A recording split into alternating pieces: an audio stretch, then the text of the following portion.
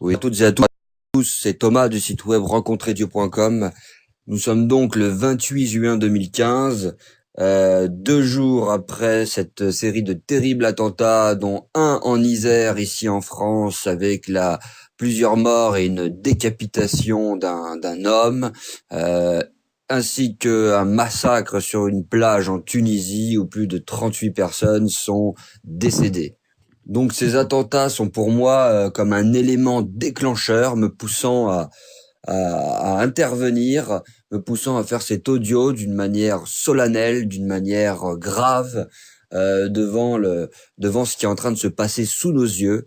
Et je dois vous partager des choses que j'ai reçues d'une manière personnelle depuis de nombreux mois, justement au sujet de la montée de cet islam radical, et je demanderai vraiment toute votre attention pour cet audio. Je vais essayer de vous retranscrire tous les éléments reçus dans l'ordre, d'une manière claire. Je vais faire mon possible.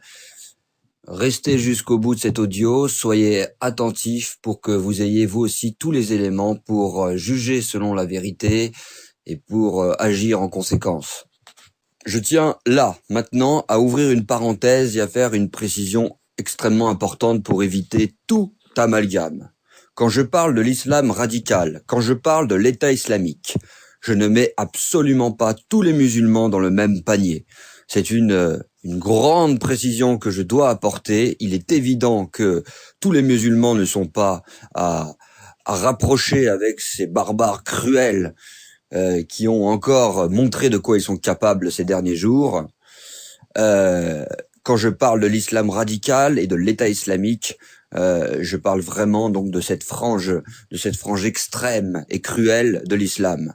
Je discute et j'entretiens des relations bénissantes et très respectueuses avec ce que j'appelle de vrais musulmans, et cela n'a absolument évidemment rien à voir.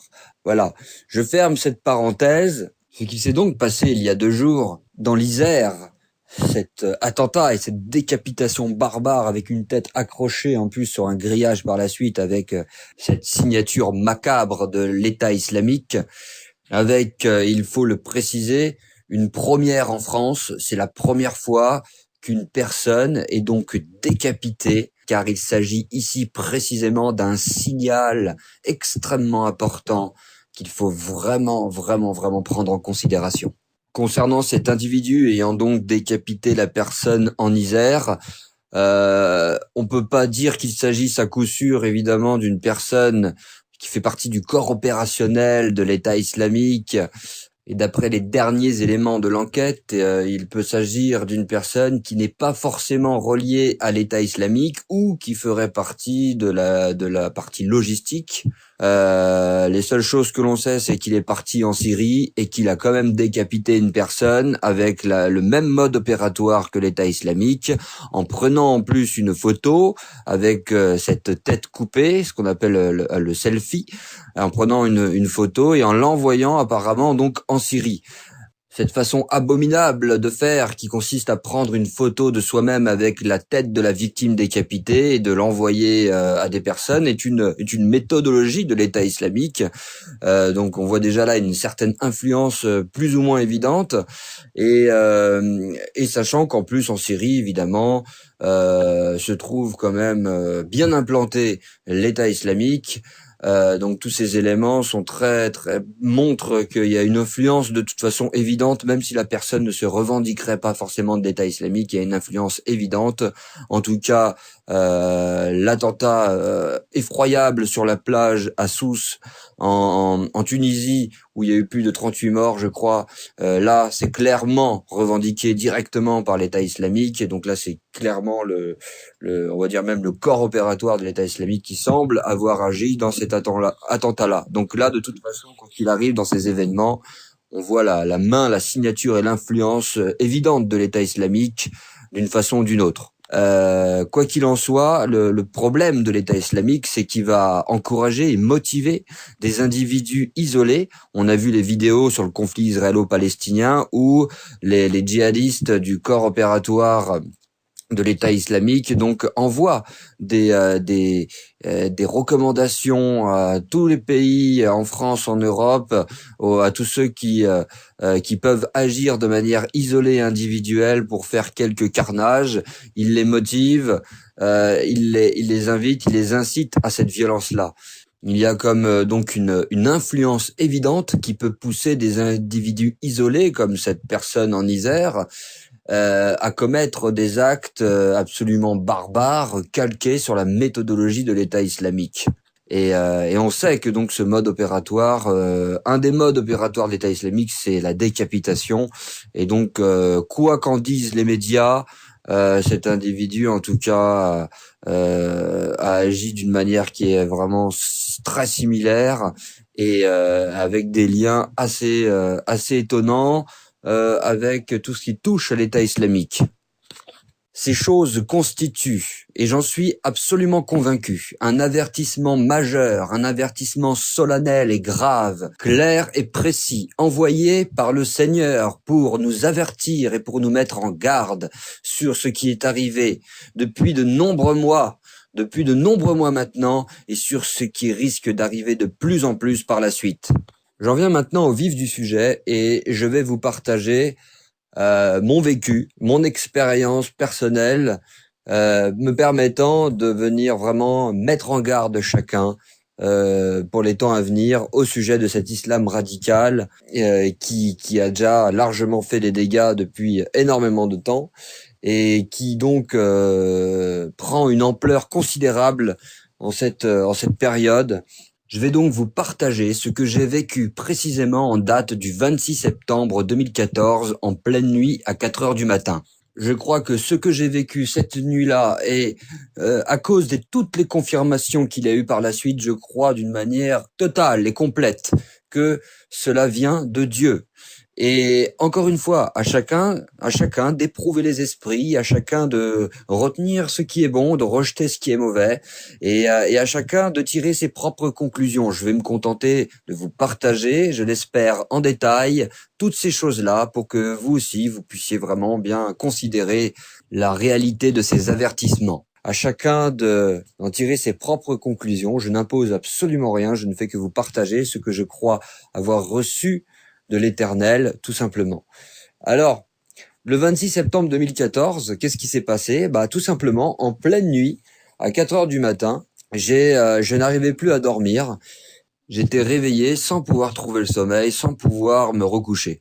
Alors, avant de rentrer un peu plus dans les détails, une toute petite précision importante. Quelques jours auparavant, il se trouve que je méditais sur certains témoignages que j'avais reçus de frères et sœurs qui racontaient justement être réveillés dans la nuit par le Seigneur pour être conduits dans la prière ou à lire la parole et recevoir certains messages importants du Seigneur, les concernant ou concernant des proches ou concernant des événements quelconques.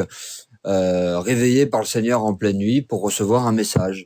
Et c'est vrai que je méditais un peu sur ces choses-là en me disant, c'est vrai que ça m'est déjà arrivé. À chaque fois, j'écoutais la paresse, j'écoutais ma chair qui voulait se rendormir, tout simplement. Et donc, j'étais particulièrement rendu attentif à ça ces derniers jours, particulièrement. Je me suis dit, tiens, si ça m'arrive, cette fois-ci, je vais faire en sorte d'essayer d'obéir peut-être à Dieu, qui a peut-être un message à me communiquer quelconque. Et donc j'étais assez alerte vis-à-vis de ça. Et il se trouve qu'à 4 heures du matin, j'étais réveillé. Et justement, je me suis rappelé de toutes ces choses et bon, j'ai bien essayé de me rendormir, mais j'étais pas tranquille. Et non, je me disais non, il faut vraiment là que je me réveille. Je vais lire la parole. On va voir un peu, peut-être que Dieu va parler, peut-être que je vais recevoir un message important, une indication.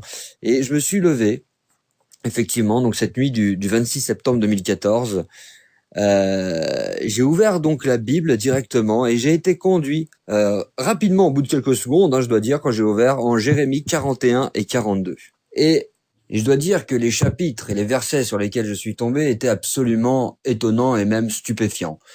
Il faut savoir que cela faisait à peine quelques mois, que j'étais en plein dans l'analyse du conflit israélo-palestinien, donc ce conflit qui oppose le groupe terroriste islamiste, le Hamas, avec donc avec Israël.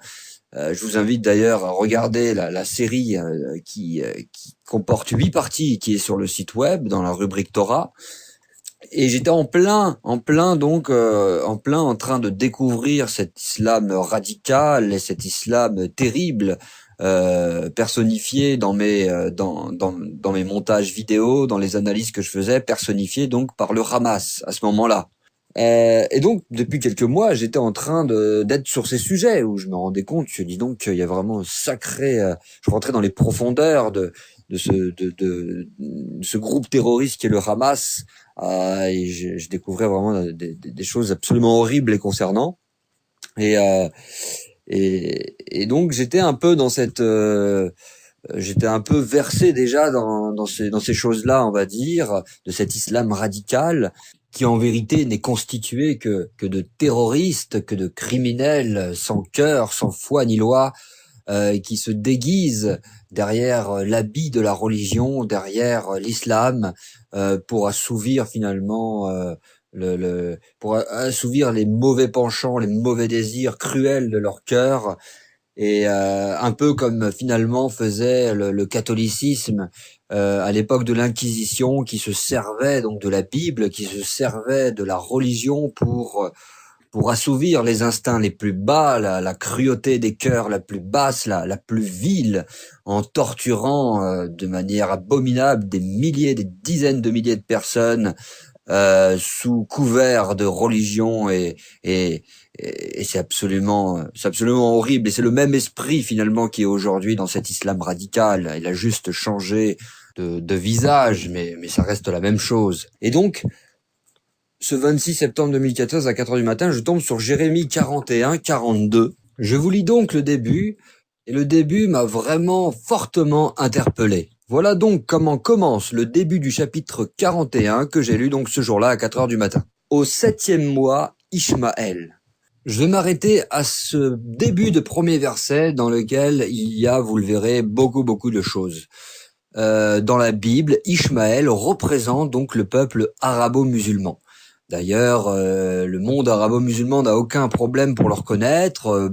Vous pouvez regarder sur Internet, bien des imams vont dire qu'effectivement, l'ancêtre des musulmans est donc Ishmaël. Donc là, il y a aucun problème par rapport à ça. Et je vais pas détailler ça davantage. Ça nécessiterait des longues explications pour comprendre un peu plus tout ça dans les détails, qui est Ishmaël, d'où vient Ishmaël, qu'est-ce qu'il représente dans la Bible. Il y a beaucoup, une infinité de choses à dire là-dessus. Mais ce qu'il faut retenir, c'est quelque chose de connu chez les musulmans ainsi que chez les juifs, et donc aussi dans une grande partie du monde chrétien qui se renseigne un petit peu. Ishmaël représente donc le monde arabo-musulman, et c'est comme un code biblique, hein, quand on voit Ishmaël certaines fois apparaître, on peut faire le rapprochement, un peu comme l'Égypte, qui d'une certaine façon représente le monde ou les gouvernements de ce monde ou l'esprit de ce monde. Ça, c'est un point important à bien comprendre, à bien connaître, pour comprendre certains messages importants qui sont glissés ici et là dans la Bible, dans la Torah, dans les prophètes. Et donc le verset de Jérémie 41, le début du chapitre, commence comme ça. Au 7e mois, Ishmaël. Alors, j'étais interloqué. Tiens, c'est vrai que là, on parle d'Ishmaël directement. J'étais bien au fait de ça, puisque avec la série sur le conflit israélo-palestinien, finalement, j'étais en plein dedans. Je me disais, tiens, qu'est-ce que c'est que ça? Alors, j'ai continué à lire la suite. Et en fait, je me suis aperçu qu'il y avait quand même une série d'horreurs que faisait Ishmaël. Je vais vous en lire quelques passages. Par exemple, Jérémie 41:2. Ishmaël se leva avec les 10 hommes dont il était accompagné, et ils frappèrent avec l'épée Guédalia. Il fit ainsi mourir celui que le roi de Babylone avait établi gouverneur du pays. Donc voilà, il a frappé Guédalia qui était donc un gouverneur du pays établi par le roi de Babylone, et qui avait permis déjà de rassembler pas mal de juifs. Les juifs, ils avaient appris qu'en Juda, il y avait donc Guédalia qui avait donc une zone où le peuple juif pouvait se rassembler sur leur terre, donc un espèce de mini retour d'exil pouvait avoir lieu. Donc voilà, quelque chose de très bien. Ce Guédalia, à ce moment-là, il avait un poste bénéfique pour le peuple d'Israël, et donc beaucoup de Juifs revenaient dans cette province où était établi Guédalia.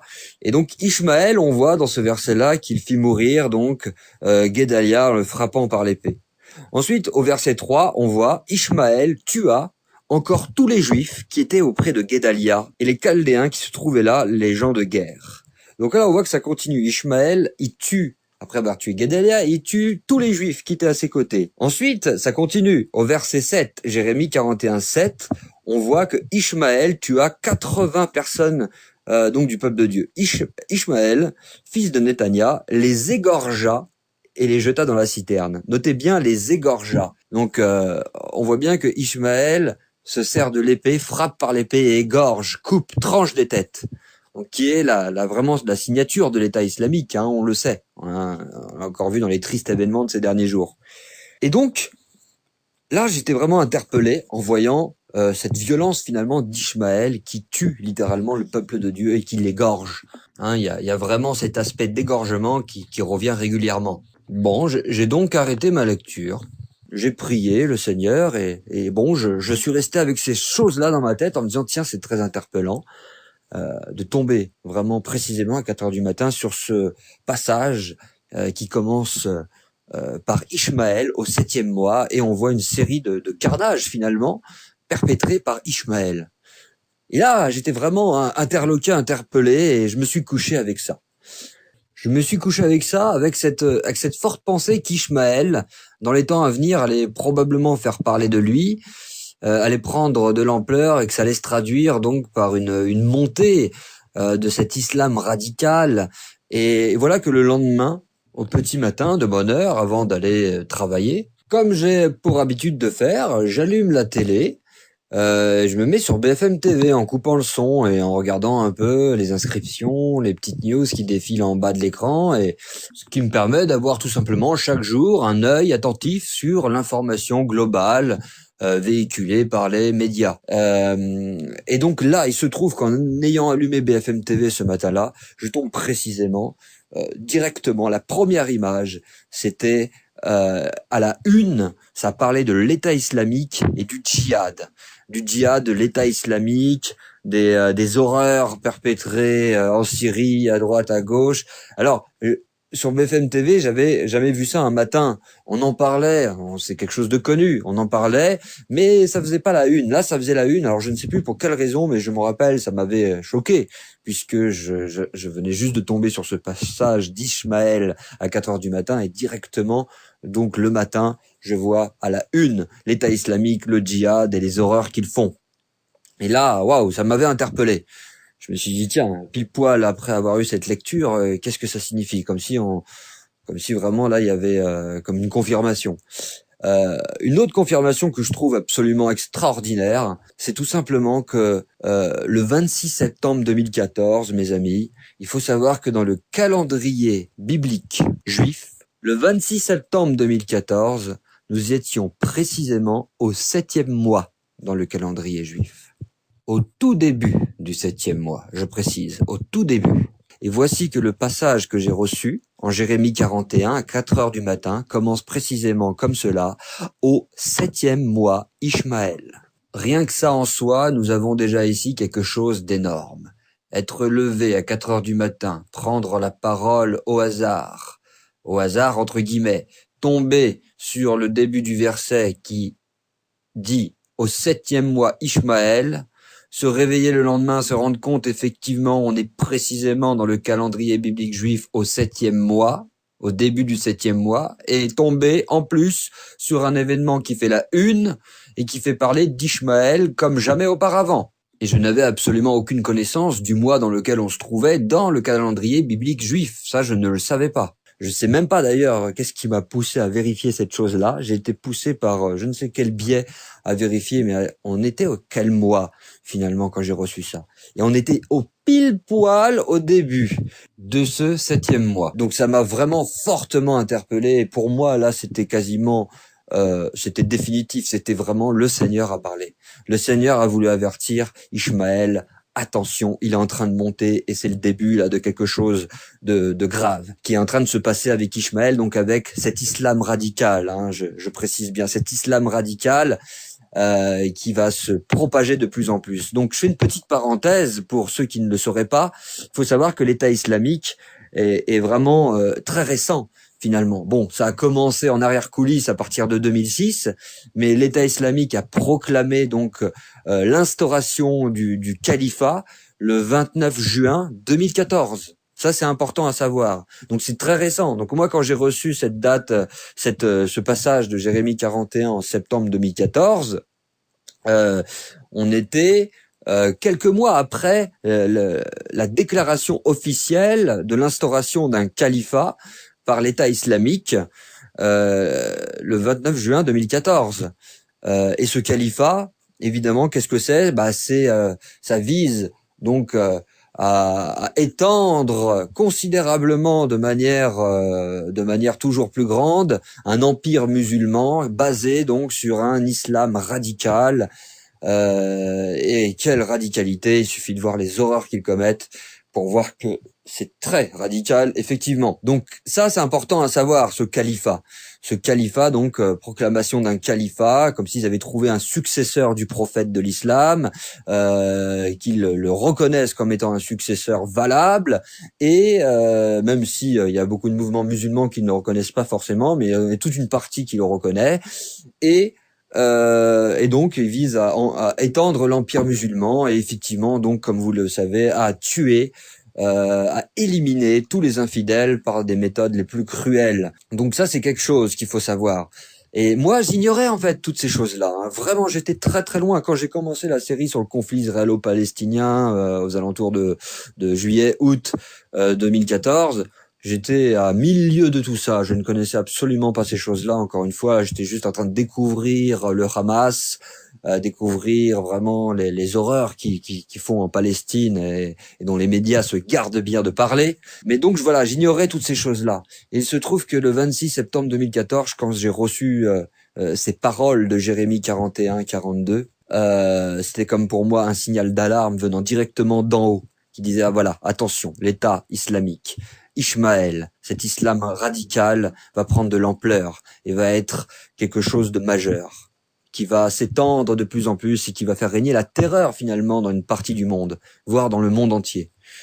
Donc ces deux confirmations que je viens de vous partager, à savoir Ismaël au 7e mois et la série de carnages perpétrés par Ismaël dans le passage de Jérémie 41, constituent le moteur de tout ce qui va suivre. Et effectivement, par la suite, après ce 26 septembre 2014, les horreurs de l'État islamique n'ont pas cessé d'augmenter jusqu'à aujourd'hui. Et donc, je vais vous remémorer ces tristes événements, mais pour ce message, c'est important de le faire. On va revoir ensemble un peu quelques éléments, quelques dramatiques événements qui se sont déroulés, qui se sont produits depuis cette date du 26 septembre 2014. Ce n'est que à partir de cette période-là et jusqu'à aujourd'hui que l'État islamique a inventé quelque chose de nouveau, de jamais vu. Je qualifie ça comme le film de l'horreur, hein. C'est-à-dire qu'avec des moyens dignes du cinéma américain hollywoodien, avec des moyens technologiques et professionnels, avec des codes et des techniques cinématographiques dignes du cinéma américain, ils mettent en scène des exécutions réelles, des châtiments réels qu'ils infligent aux infidèles. Ils filment l'ensemble, donc, et en font un mini-film, un court-métrage de haute qualité qu'ils propagent ensuite à travers le web, à travers la toile, sur différentes plateformes, et donc qui sont accessibles facilement à tout le monde, et ça tourne sur Internet. Même BFM ou les chaînes d'information de temps en temps nous montrent de manière floutée évidemment ces films de l'horreur. On l'a vu par exemple avec les 21 chrétiens décapités sur le bord de la plage. Ils ont vraiment fait ça à la sauce hollywoodienne, ou encore cet enfant qui tient un pistolet et qui exécute froidement d'une balle dans la tête. Tout ça filmé sur divers plans avec des ralentis, comme s'il se délectait de ces horreurs, il les dégustait en faisant des films avec des plans rapprochés, des ralentis. C'est absolument abominable. Donc c'est vraiment un esprit diabolique. Il faut vraiment être clair avec ça. C'est même plus, j'ai presque envie de dire qu'il y a même, leur âme n'a plus de place. Elle est complètement investie par le diable. Et c'est clair et net quand on voit, quand on en arrive à filmer des décapitations en temps réel avec des ralentis.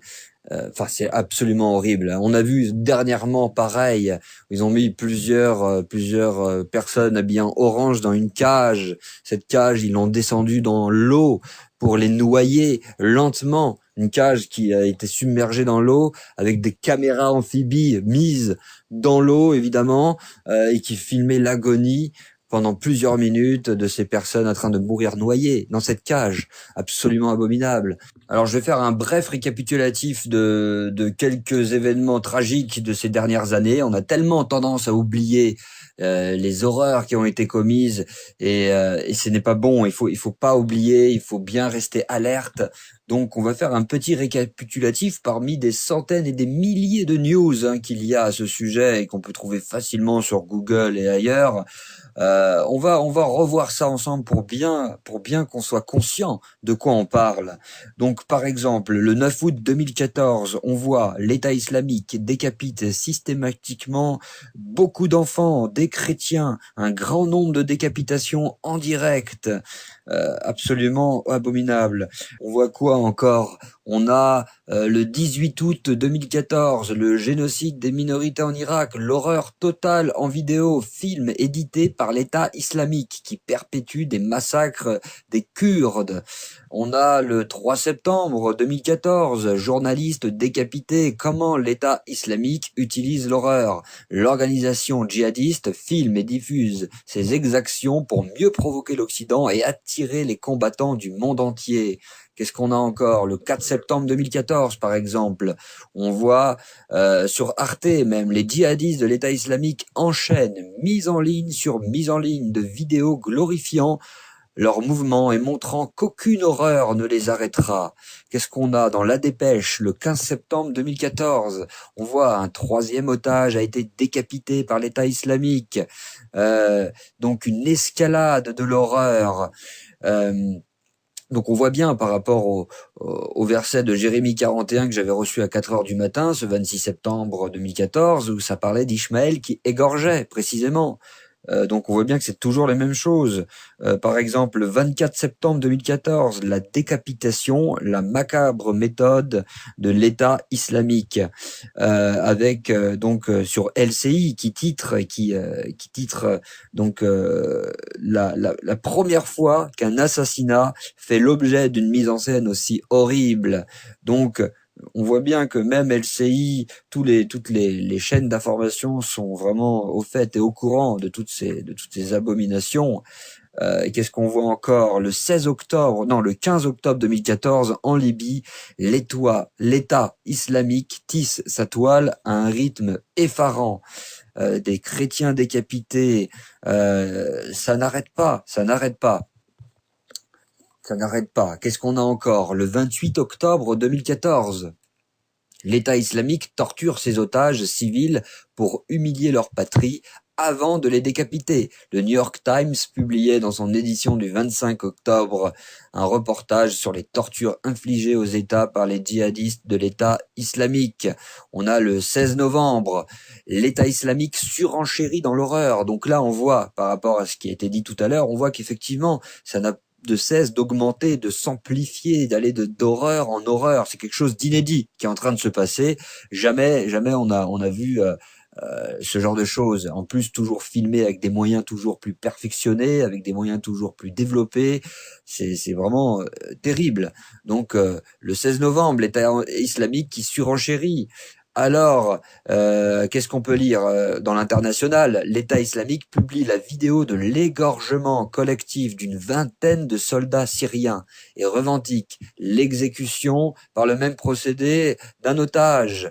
Et on se rappelle aussi de tous ces otages dernièrement qui ont été décapités, filmés. Donc c'est vraiment une horreur, une horreur. On peut continuer encore. Le 16 février 2015, l'État islamique, on se rappelle, qui a montré une vidéo de la décapitation donc de 21 chrétiens égyptiens en Libye, sur le bord de la mer. On se rappelle donc des flots de la mer qui étaient imprégnés de sang, qui étaient rouges de sang. C'était une vidéo absolument horrible. On se rappelle aussi, évidemment, des attentats de Charlie Hebdo, le 7 janvier 2015. Donc ce massacre dans les locaux de Charlie Hebdo pour venger le prophète de l'islam. Massacre revendiqué encore une fois par l'État islamique, tout comme le massacre de ces 4 juifs à l'Hyper-Cacher la même journée, encore une fois, par l'État islamique. On se rappelle des attentats qu'il y a eu il y a pas longtemps en mars, en Tunisie encore. On se rappelle, il y a eu beaucoup d'attentats ces derniers temps, un peu partout. On voit la voiture bélier en Israël, même en France.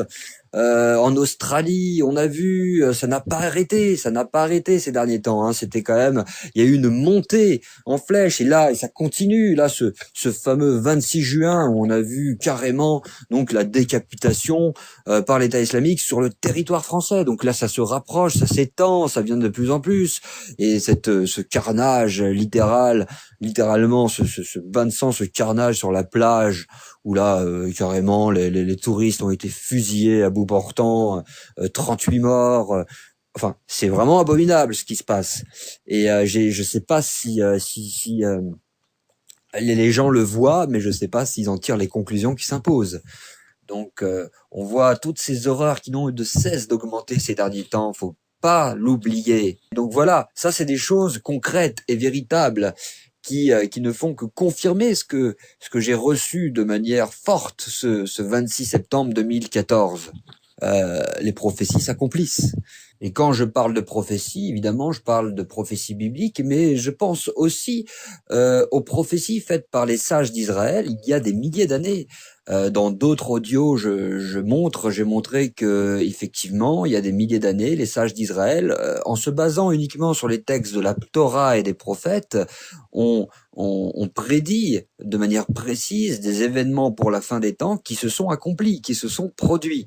Donc c'est pas rien. C'est pas rien. Donc les sages d'Israël ont fait des prophéties, beaucoup de prophéties qui se sont véritablement accomplies et qui prédisent des événements pour la fin des temps. Et un de ces événements est tout simplement celui-là.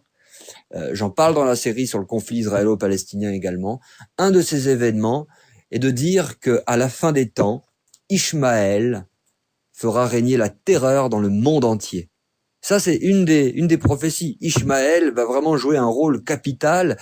Mais voilà, les sages d'Israël et les prophètes nous montrent finalement que donc à la fin des temps, Ishmaël non seulement posera de gros problèmes à Israël concernant le retour des Juifs sur leur terre, mais que ça s'étendra au monde entier. Donc voilà ce que disent les sages d'Israël.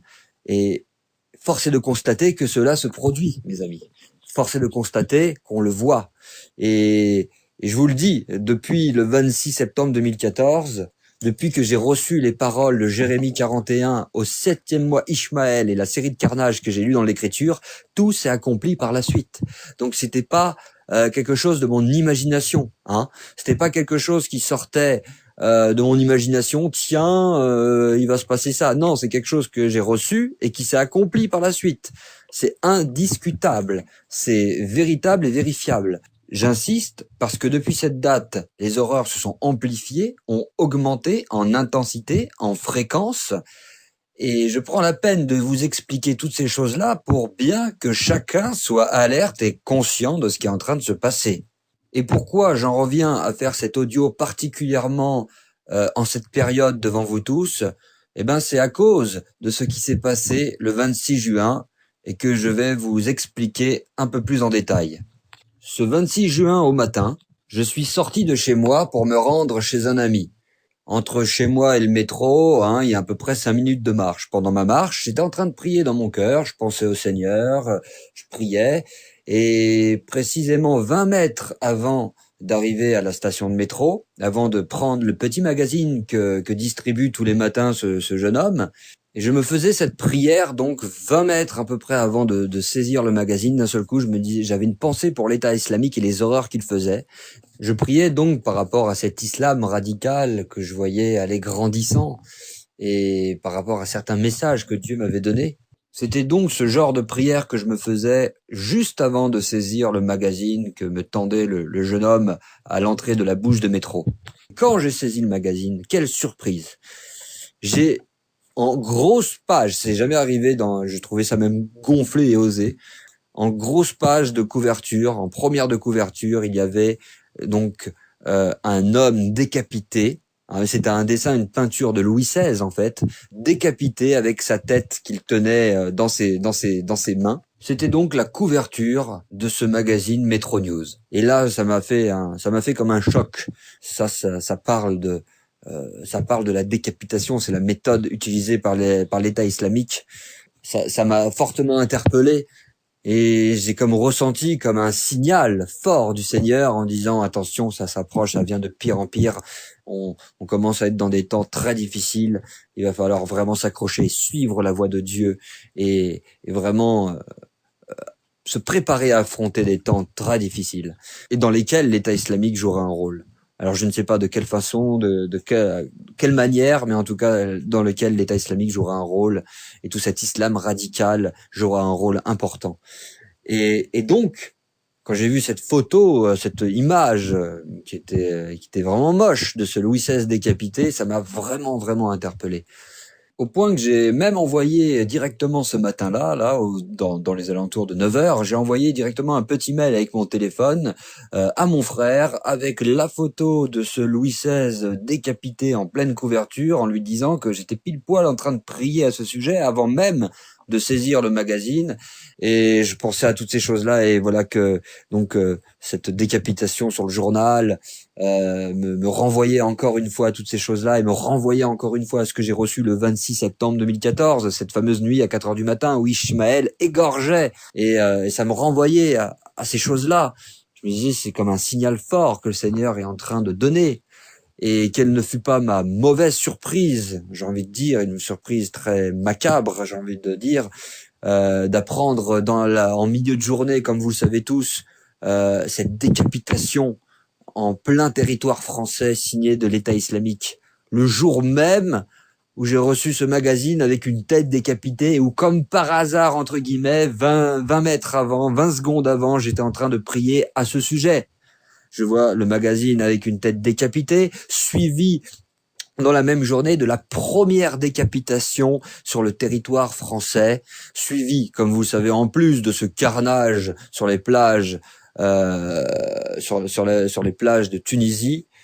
Alors là, c'était vraiment pour moi un signal extrêmement fort dans mon cœur qui me pousse à faire cet audio devant vous, qui me pousse à venir devant vous pour vous partager toutes ces choses-là, pour que vous puissiez constater vous aussi que Dieu parle fortement par des signaux, par des indications claires et précises, afin que ceux qui ont l'amour de la vérité soient avertis et puissent agir en conséquence. Je pourrais m'arrêter là, déjà, c'est déjà pas mal. Ce qu'il faut savoir, c'est que à plusieurs jours avant le 26 juin, je dirais 3 jours même, et précisément 3 jours avant ce 26 juin 2015 où il y a eu cette décapitation en France et les attentats en Tunisie, 3 jours avant, j'échangeais précisément avec avec une sœur en Yeshua. J'échangeais précisément au sujet de ce que j'ai reçu le 26 septembre. Mes amis, j'échangeais à ce sujet avec elle précisément là-dessus, alors que ça faisait des mois et des mois et des mois que j'en parlais à personne de cela. C'est quelque chose que j'avais reçu dans mon cœur comme un avertissement. Je pouvais éventuellement éveiller l'attention des personnes sur la montée de l'islam radical en disant que ce sont des choses prophétiques, mais j'avais jamais parlé à quiconque de manière détaillée comme je le fais maintenant devant vous tous dans cet audio, et comme je l'ai fait 3 jours avant l'attentat d'hier avec cette sœur. 3 jours avant, j'en parle précisément avec elle, j'avais à cœur de lui parler de ces choses-là. Et elle-même, je précise, elle-même, c'est une sœur de confiance. Et elle-même avait reçu bien des années auparavant, je ne pourrais pas vous dire la date, je sais plus. Mais de son côté, toute seule, elle avait reçu une vision dans laquelle elle voyait une attaque islamiste sur fond de guerre civile.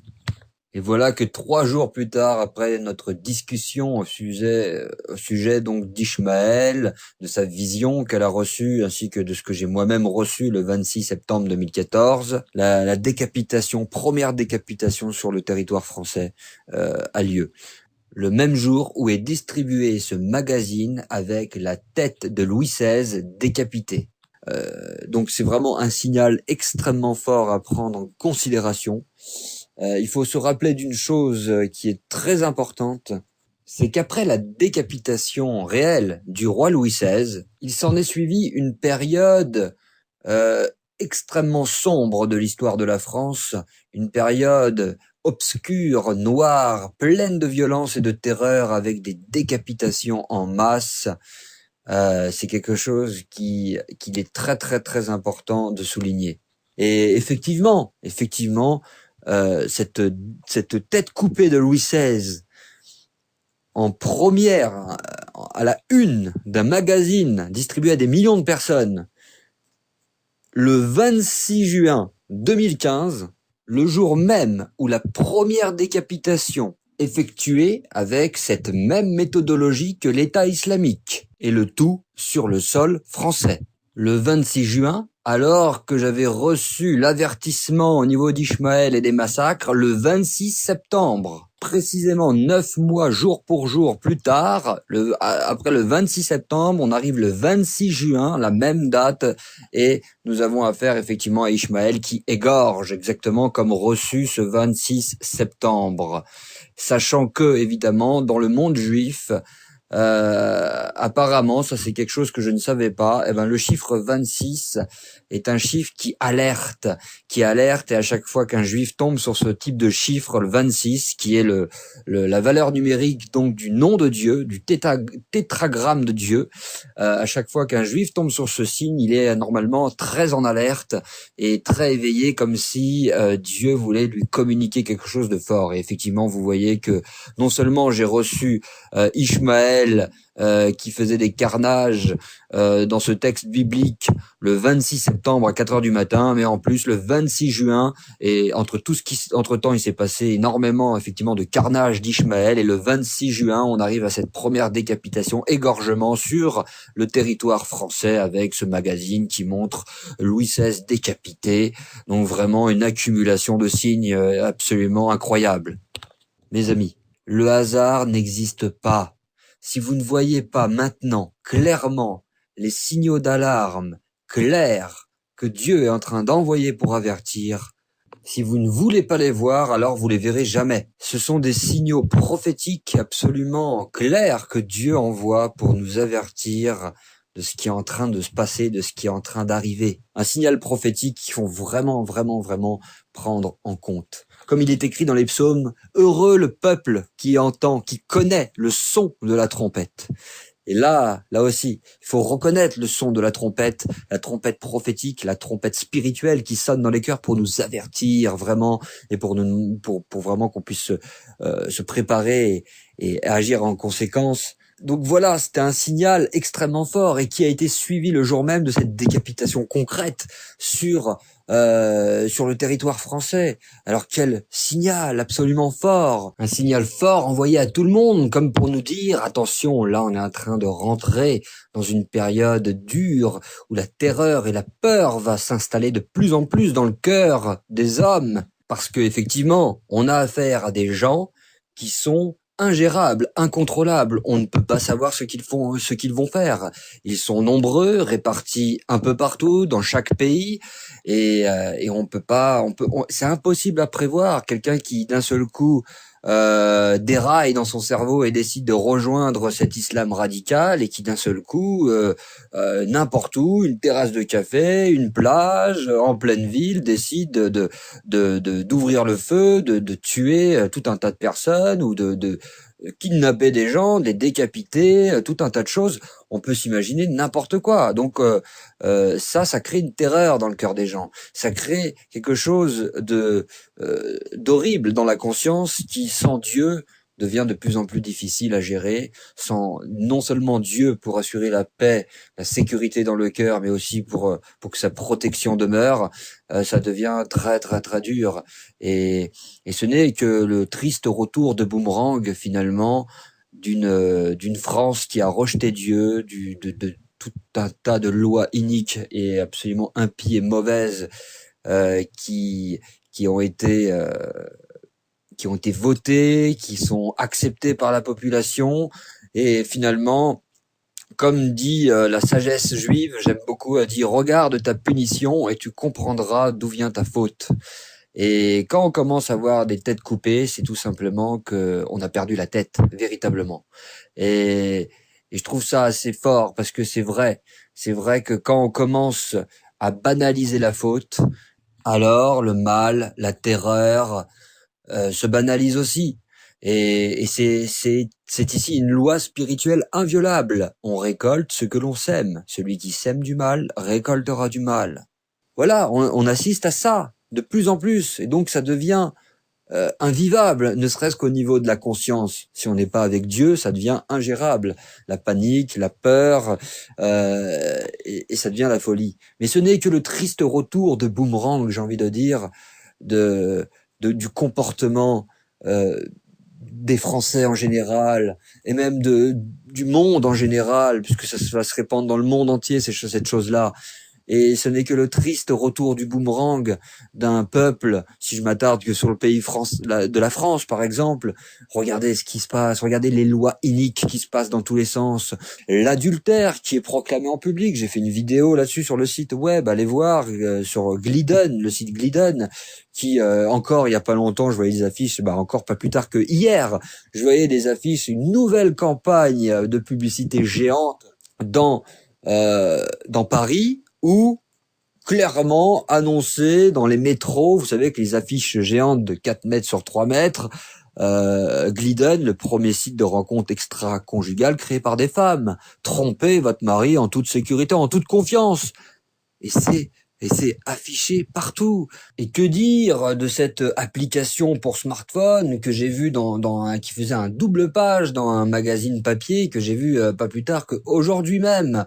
Alors là, on a carrément affaire à une application, je vous lis, cette appli française permet de répandre des ragots de façon anonyme. Regardez ce qu'on peut lire au sujet de cette application dans ce double page. Il est écrit ça. Certains en ont profité pour se moquer des autres. Des gens ont été attaqués sur leur sexualité, leur apparence, poids, taille ou leur situation financière. Cela en a fait pleurer plus d'un. Cela a créé une ambiance horrible. Un élève de terminale qui affirme cela. Ensuite, qu'est-ce qu'on voit? Quelqu'un qui réagit d'une façon peut-être un peu plus responsable cette fois-ci. Honteux est le seul mot qui, je pense, convient à ce genre de système. Réseaux sociaux? Non, plutôt réseaux destructeurs. À quoi bon juger, se moquer, humilier? Pour Catherine Blaya, présidente de l'Observatoire international de la violence à l'école. Selon elle, cette application fait appel aux plus bas instincts de l'être humain. Ce type de violence en ligne participe au décrochage scolaire. Une personne harcelée va avoir du mal à se concentrer et ne va plus vouloir revenir dans son établissement. Les adolescents victimes de cyberviolence peuvent souffrir d'anxiété, sombrer dans la dépression et connaissent 3 fois plus de risques de tentatives de suicide. Alors, vous voyez, ça c'est une application qui est sortie, dépression, décrochage, suicide, voilà ce que ça entraîne, une application pour raconter des potins, des rumeurs, des ragots, des médisances, de la méchanceté gratuite. Pourquoi ils font pas une application pour raconter du bien, pour raconter du positif, sur les qualités des uns et des autres, sur les bons moments qu'on a vécu ensemble? Non, impossible. Pourquoi impossible? C'est le péché qui est dans le cœur de l'homme. Si vous le voyez pas là maintenant, vous le verrez jamais. C'est d'une évidence, mes amis. Donc, quand on voit ce genre d'article, quand on voit ce genre d'application créée sur smartphone qui a pour seul but de propager la médisance, de détruire de cœur, de faire du mal, on a affaire là au diable. L'évangile est clair. Quand il parle du diable, il dit que le diable ne vient que pour voler, égorger et détruire. Et ce genre d'application ne fait que ça. C'est une influence évidemment diabolique qu'il y a derrière ce genre d'application, parce que vous savez, la médisance, les potins, les rumeurs sont très difficiles à faire partir des fois. C'est quelque chose qui peut vraiment considérablement et durablement impacter et marquer le cœur d'un adolescent fragile, sensible, et qui peut être marqué toute sa vie, peut-être même des fois à cause de rumeurs méchantes, de médisances méchantes faites à son sujet, qui ne vont plus le quitter pendant des années. Et ça va le marquer, ça va le choquer, ça peut effectivement l'entraîner à être déstabilisé et à aller vers même des dépressions. Donc c'est terrible, faut pas s'amuser avec ce genre de choses. Et le fait de créer une telle application, c'est tout simplement une énorme irresponsabilité, avec doublé à un manque de connaissances évident de toutes ces choses-là, et signé par une influence satanique évidente. C'est comme cette campagne publicitaire qui vise à propager l'adultère. C'est absolument outrageux. Et pourtant, c'est là devant tout le monde. Cette application, c'est pareil, c'est là devant tout le monde. Personne n'interdit, personne ne se scandalise face à ce genre de choses. Il faut savoir que dans la Bible, on voyait bien que la médisance, c'est quelque chose qui était vraiment que l'Éternel, le Dieu, le seul vrai Dieu, a en horreur. A en horreur. Et quelle grande patience il a pour supporter toutes ces choses-là. Et nous sommes très probablement, mes amis, à cette période-là de l'histoire humaine où la coupe définitivement a débordé et elle est en train de déborder de toutes parts et de grands jugements vont tomber sur ce monde car les petits exemples qu'on vient de voir ici ne sont un faible échantillonnage par rapport à l'océan de méchanceté qui recouvre cet océan spirituel de méchanceté qui recouvre toute la face de la terre. Alors pourquoi toutes ces choses-là? Tout simplement parce que Dieu est la source de la lumière, la source de la bonté. Dieu est la vérité. Dieu représente ce qui est bon, vrai et juste et équitable. C'est le Dieu d'équité. Donc lorsque l'on s'éloigne d'une source de chaleur et d'une source de lumière, qu'est-ce qu'on obtient? On obtient de l'obscurité et du froid. Et c'est ça, l'humanité a rejeté Dieu, a rejeté la lumière, a rejeté la chaleur de la vérité, la chaleur de la bonté, de la justice, elle récolte le froid, elle récolte l'obscurité, les ténèbres.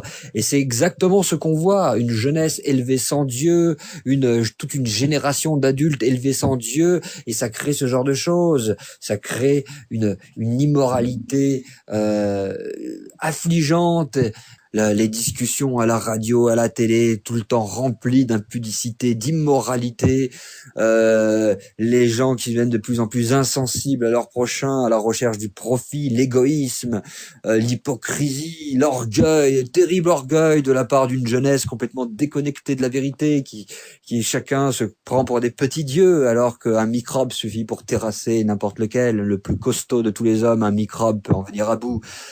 Un orgueil terrible qui est dans les cœurs du plus grand nombre, cumuler tout ça à un rejet manifeste, un rejet complet de Dieu. On écarte Dieu, on se moque de Dieu littéralement, alors que la parole de Dieu depuis des milliers d'années elle est claire, elle a déjà suffisamment fait ses preuves, elle dit on ne se moque pas de Dieu, ce qu'un homme aura semé il le récoltera. Et je peux vous dire mes amis que la France, mais pas que la France, mais que le monde entier est en train de récolter les fruits pourris qu'il a semés dans le cœur des gens, qu'il a semés en long et en large, en travers, durant beaucoup trop de temps. Et on arrive à une époque où la coupe déborde, où les péchés, comme à l'époque de Sodome et de Gomorrhe, ou à l'époque de Noé, les péchés montent jusqu'au ciel. Et des jugements probablement terribles risquent d'avoir lieu sur ce monde et de plus en plus. Avant de conclure cet audio, j'aimerais justement maintenant ouvrir une grande parenthèse sur cet aspect de jugement, pour bien comprendre selon les Écritures ce qui est en train de se passer vis-à-vis de cet islam radical qui est en train de monter. J'ai envie de vous partager quelques passages bibliques sur lesquels je vous invite vraiment à méditer, parce que ça parle justement de toutes ces choses-là, et la parole de Dieu, elle est toujours aussi vraie, tranchante, vivante et efficace aujourd'hui, hier et éternellement. Alors, regardons qu'est-ce qui est dit par exemple dans Proverbe 1. Jusqu'à quand, stupides, aimerez-vous la stupidité? Jusqu'à quand les moqueurs se plairont-ils à la moquerie et les insensés haïront-ils la connaissance?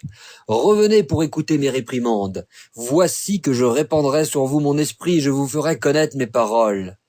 Mais puisque je vous ai appelé et que vous avez résisté, puisque j'ai étendu ma main et que personne n'y a prêté attention, puisque vous avez rejeté tous mes conseils et que vous n'avez pas voulu de mes réprimandes, moi aussi je rirai quand vous serez dans le malheur, je me moquerai quand la terreur viendra sur vous.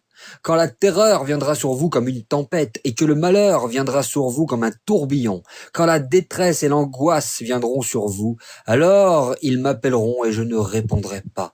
Ils me chercheront et ne me trouveront pas, parce qu'ils ont haï la connaissance et qu'ils n'ont pas choisi la crainte de l'Éternel, parce qu'ils n'ont pas voulu de mes conseils et qu'ils ont dédaigné toutes mes réprimandes.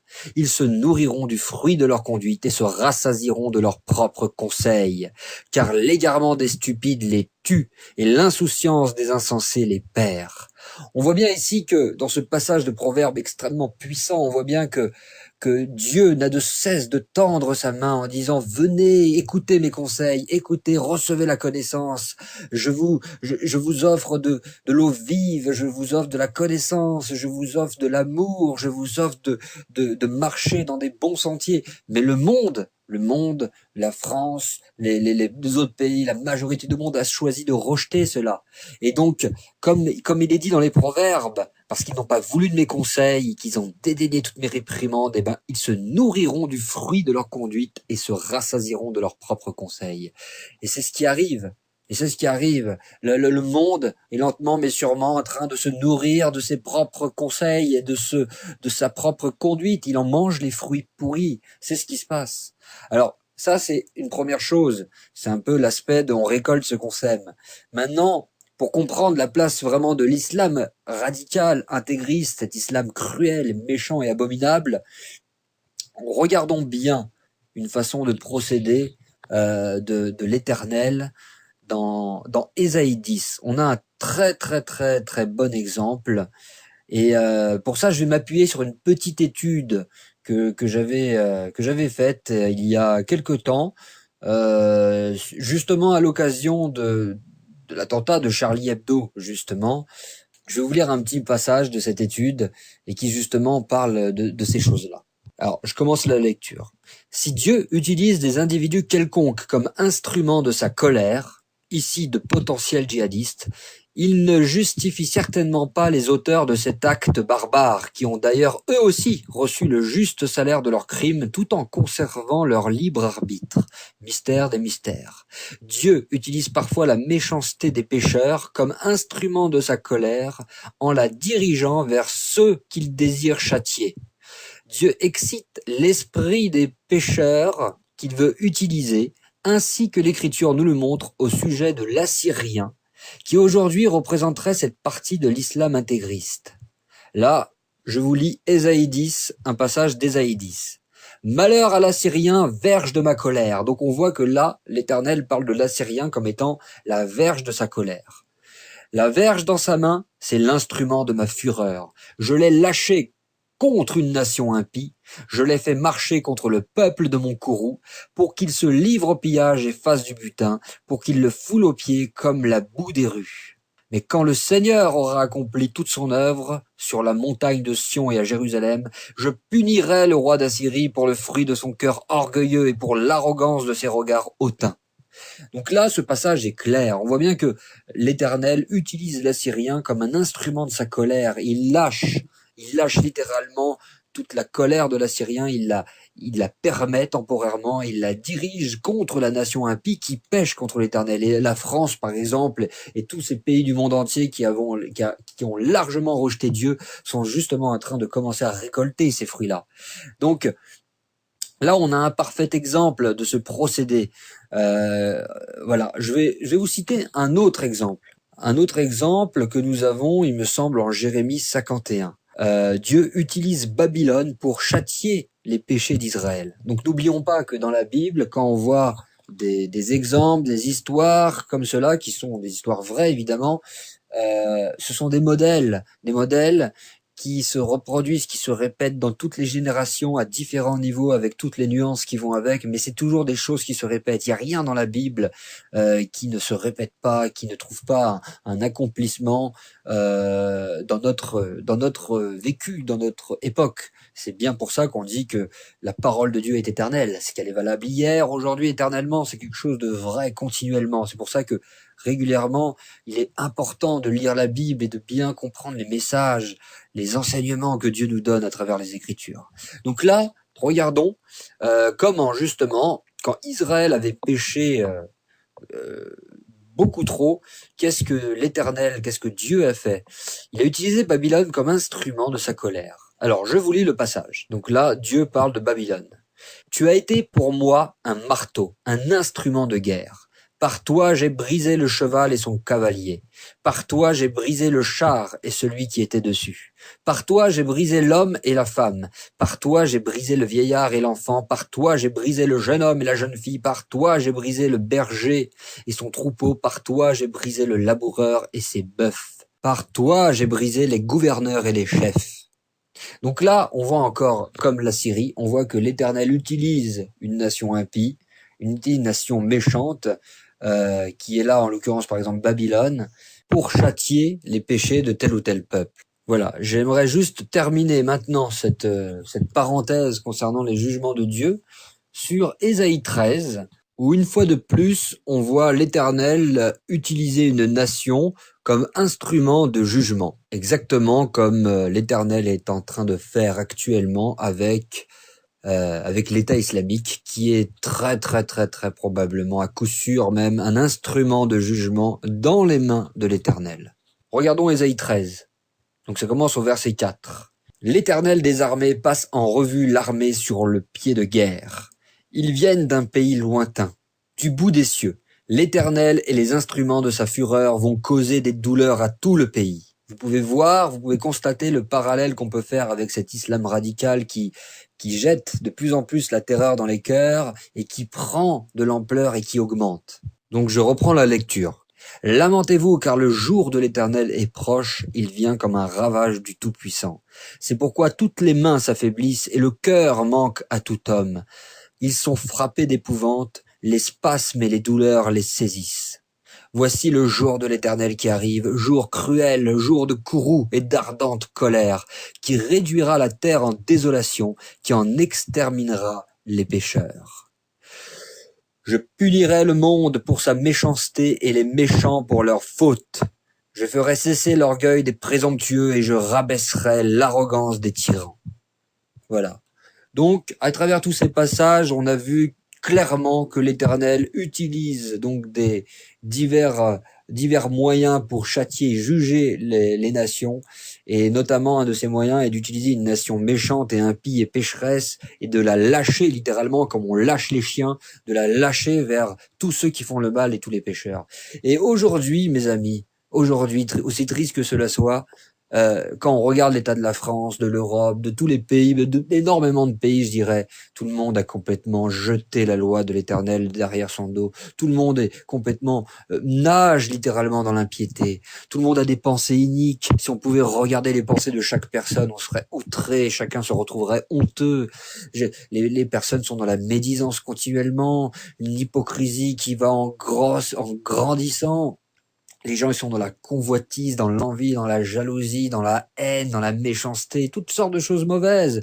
Et comme je vous ai dit dans cet audio, quand on commence à voir dans les métros parisiens des affiches géantes où l'adultère est proclamé en public et que ça se fait non seulement avec l'accord de l'État, l'accord de finalement l'accord silencieux, tacite de l'État, et qu'en plus il y a une indifférence du peuple général par rapport à ça, ou limite on entend le peuple qui dit mais oui, ça se fait en toute discrétion, il n'y a pas de problème, allons-y, on peut tromper. C'est absolument abominable de voir ce genre de comportement.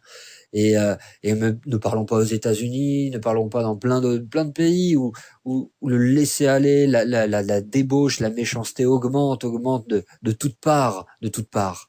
Et donc voilà, ce qui est en train d'arriver, et je le crois de tout mon cœur, c'est que l'Éternel est en train d'utiliser l'islam radical comme verge de sa colère. Et ça va arriver de plus en plus. Ça va arriver de plus en plus, je le crains.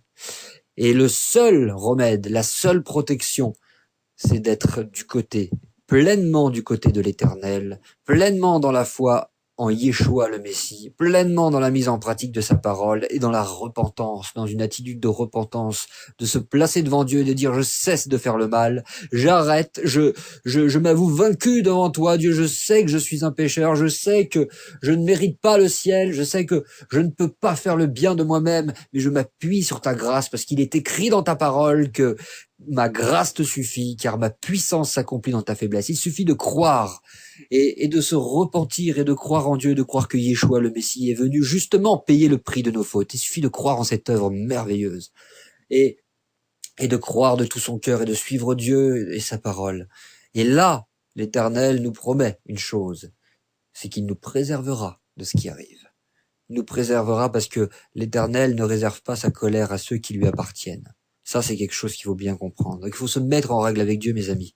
Il faut se repentir afin d'échapper à ce qui arrive. Comme dit la parole, afin que vous ayez la force d'échapper à tout ce qui viendra. parce que tu as gardé la parole de la persévérance, je te garderai aussi à l'heure de la tentation qui arrive sur le monde entier pour reprouver les habitants de la terre. C'est ce qui est écrit dans Apocalypse. Alors, voilà. Là, on a en même temps comme un schéma assez clair de ce qui est en train de se passer. L'Éternel qui est en train de juger ce monde et qui est en train, malgré tout, dans sa bonté inimaginable, en train d'avertir, par cet audio par exemple. Si vous l'écoutez jusqu'à là, vous êtes en train d'être averti. Et vous avez encore une opportunité de vous mettre en règle devant Dieu. Vous avez encore cette opportunité-là. Donc ne la loupez pas et prenez ça très au sérieux. Parce que, comme disait un pasteur que j'aime beaucoup, il disait, il y a une mauvaise nouvelle et une bonne nouvelle. La mauvaise nouvelle, c'est que Dieu arrive. La bonne nouvelle, c'est que Dieu arrive. Tout dépend de quel côté vous êtes. Et c'est ça. Et c'est ça la réalité. Et il faut vraiment se mettre en ordre. Il faut vraiment se mettre en ordre devant Dieu et marcher avec lui. Afin d'avoir la force d'échapper à toutes ces choses-là, parce que ça arrive. Et l'Éternel va juger. Il est en train de juger ce monde. Et l'islam radical n'est qu'un instrument de sa fureur, un instrument pour châtier les nations. Mais fort à parier, comme on le verra dans peut-être d'autres audios justement, ou comme j'en parle déjà dans d'autres audios, que ça va se cumuler à beaucoup d'autres choses et que ça va devenir vraiment quelque chose de terrible, ce qui va se passer dans ce monde. Donc vraiment rester très vigilant et prendre position devant Dieu. Et ça, c'est aussi valable pour beaucoup de chrétiens qui sont malheureusement, à cause des faux enseignements d'aujourd'hui, qui sont dans une fausse sécurité, une fausse confiance, qui pensent que leur salut, la sécurité du salut est quelque chose de d'acquis et qu'ils ne peuvent pas perdre. Et donc, ils peuvent vivre un peu n'importe comment, entretenir n'importe quelle pensée, être dans la médisance, être dans l'hypocrisie, être dans même certaine méchanceté même, et que c'est pas grave puisqu'ils croient en Jésus. Mais c'est faux, c'est un mensonge, c'est un mensonge. Il faut travailler à son salut, il faut craindre l'Éternel. La parole est très claire, elle parle de ceux qui ont connu le droit sentier et qui l'ont quitté. Donc s'ils l'ont quitté, et ça veut bien dire qu'ils l'ont connu. Et puis la parole montre en plein d'endroits qu'effectivement il y en a qui ont fait naufrage par rapport à la foi. Il y en a qui sont retournés à leur péché, comme le chien retourne à son vomi. Enfin, il y a tous ces passages-là. Donc il y a une doctrine qui est absolument terrible, c'est de dire une fois sauvé, toujours sauvé. C'est-à-dire que voilà, t'as cru une fois en Yeshua, dans le Messie d'Israël, t'as eu un éclairage par rapport à ça, tu t'es repenti et puis c'est fini. Après, tu peux faire ce que tu veux et finalement t'es sauvé. Mais c'est pas du tout ce qu'enseigne la parole. Ce n'est que le début, ça. C'est un début glorieux, merveilleux. C'est le salut en espérance, dit bien la parole. Mais il faut travailler. Il faut aller au bout de la course. Paul lui-même avait peur d'être disqualifié après avoir prêché aux autres. Alors si Paul lui-même avait peur d'être disqualifié après avoir prêché aux autres, si la parole dit que le juste se sauve avec peine, que deviendront l'impie et le pécheur? Le juste qui se sauve avec peine. Tout ça, c'est des paroles qu'il faut pas oublier. Et il y en a beaucoup des paroles comme ça. C'est pour ça que l'Écriture nous enjoint, nous invite vraiment à travailler à notre salut avec crainte et tremblement et à continuellement rester dans une attitude de repentance et d'humilité. Et c'est malheureusement ce qu'on ne voit pas dans une grande partie du monde chrétien. Je dis pas, il y a beaucoup, heureusement, il y en a beaucoup qui marchent dans ce sentier resserré. Mais il y en a beaucoup aussi qui sont faits littéralement avoir par des faux enseignements qui les laissent vivoter dans une fausse confiance. Et c'est là, comme dit Yeshua, qu'il y aura des pleurs et des grincements de dents. Parce qu'il le dira à un moment. Il dira, pourquoi m'appelez-vous Seigneur, Seigneur, et ne faites-vous pas ce que je dis? Et Yeshua dit notamment de mettre en pratique la parole de son Père. Et de s'instruire dans les Écritures et ah là là, il y aurait beaucoup de choses à dire. Donc j'arrête là pour cette grande parenthèse. Voilà, que dire de plus si ce n'est soyez vraiment très attentifs, car effectivement l'ensemble de confirmations, comme vous avez pu le constater, n'a même pas besoin d'être démontré. Et c'est pas comme si on annonçait quelque chose pour le futur. Bon, ça se produit pas. Et bon, non, là, c'est quelque chose reçu ce 26 septembre 2014 et par la suite qui n'a trouvé que des accomplissements. On a vu des choses nouvelles au niveau d'Ishmaël, au niveau donc de cet islam radical, des choses nouvelles comme jamais vues auparavant, des horreurs qui ont monté en intensité, qui ont monté en quantité, qui se multiplient à droite et à gauche, et ça va devenir très très craignos. De plus en plus, ça va devenir grave. Il va falloir vraiment donc se préparer à tout ça et se mettre en règle devant Dieu. Voilà mes amis, c'est tout ce que j'ai à vous dire. Vraiment, soyez forts, soyez courageux. N'hésitez pas donc à m'envoyer un mail, un commentaire, un message, tant que c'est fait dans une attitude de respect, de recherche de vérité, de sincérité. On peut échanger autant que vous voulez.